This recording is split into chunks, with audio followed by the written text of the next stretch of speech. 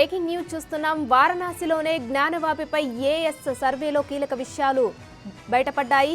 హిందూ ఆలయాన్ని కూల్చి మసీదును నిర్మించారని పురావస్తు శాఖ తేల్చింది. 17వ శతాబ్దంలో ఆలయాన్ని కూల్చి మసీదును నిర్మించినట్లు సర్వే తేల్చింది. జ్ఞానవాపి మసీదు కింద హిందూ దేవతల విగ్రహాలు ఉన్నట్లు పేర్కొంది.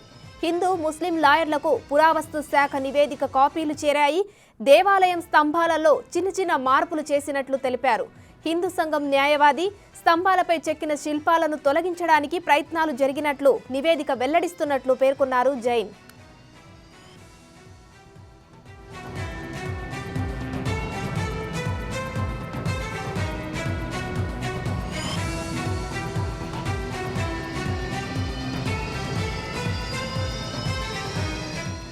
వారణాసిలోనే జ్ఞానవాపిపై ఏఎస్ఐ సర్వేలో కీలక విషయాలు బయటపడ్డాయి. దీనికి సంబంధించిన ఫుల్ డీటెయిల్స్ మా ప్రతినిధి ఢిల్లీ శివ ఫోన్ లైన్ లో అందిస్తారు. శివ, చెప్పండి, అక్కడ ముందుగానే హిందూ ఆలయం ఉంది, దాన్ని కూల్చిన తర్వాతే మసీదును నిర్మించారని ఏఎస్ఐ సర్వేలో తేలింది. ఇంకా ఏ అంశాలు ఈ సర్వేలో బయటపడ్డాయి?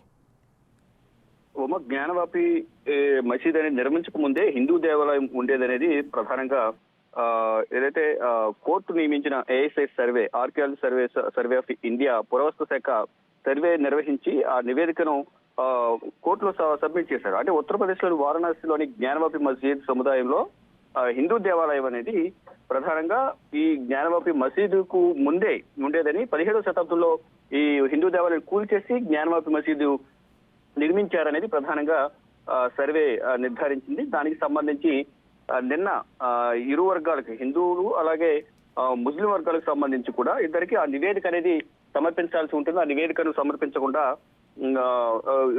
టైం అయితే పొడిగించారు. అయితే ఈ రోజు ఇస్తారని చెప్పారు. కానీ ఇద్దరికి కూడా నివేదిక అనేది ఒక ఈమెయిల్ ద్వారా పంపిస్తామని తెలిపిన నేపథ్యంలో ఈమెయిల్ ద్వారా ఈ నివేదికను పంపించడం ద్వారా సైబర్ క్రైమ్ దాంట్లో అవకతవకలు జరిగే అవకాశం ఉంది. కాబట్టి హార్డ్ కాపీని మాత్రమే ఇరు వర్గాలకు సమర్పించాలనేది ప్రధానంగా హిందువుల తరపున వాదనలు వినిపించారు. హిందువుల తరఫున వాదనలు వినిపించిన నేపథ్యంలో ఆ వాదనలకు ఏకీభవించిన కోర్టు ఇద్దరికి కూడా హార్డ్ కాపీ ద్వారా ఈ నివేదికలను ఇచ్చేందుకైతే ప్రధానంగా కోర్టు అయితే అంగీకరించింది. ఈమెయిల్ ద్వారా నివేదిక ఇవ్వడానికి కోర్టు అంగీకరించినప్పటికీ కూడా హిందువుల తరపున ఎవరైతే న్యాయవాది ఉన్నారో విష్ణు శంకర్ జైన్ దీనికి అభ్యంతరం వ్యక్తం చేస్తూ ఇంతకుముందు చెప్పినట్లుగా ఈ నివేదికను ఈమెయిల్ ద్వారా పంపించడం ద్వారా దాంట్లో ఉన్న నివేదిక తారుమారే అవకాశం ఉంది. కాబట్టి ఇద్దరికి హార్డ్ కాపీలు ఇచ్చేందుకు అంగీకరించింది. ఈ నెల 31న ఈ హార్డ్ కాపీలు ఇచ్చే అవకాశం అయితే ప్రధానంగా కనిపిస్తుంది. ఇది ప్రధానంగా చూసుకుంటే అసలు సర్వే హిందూ పిటిషనర్లు 17వ శతాబ్దానికి చెందిన మసీదుకు ముందు ఆలయం ఉన్నట్లుగా కూడా,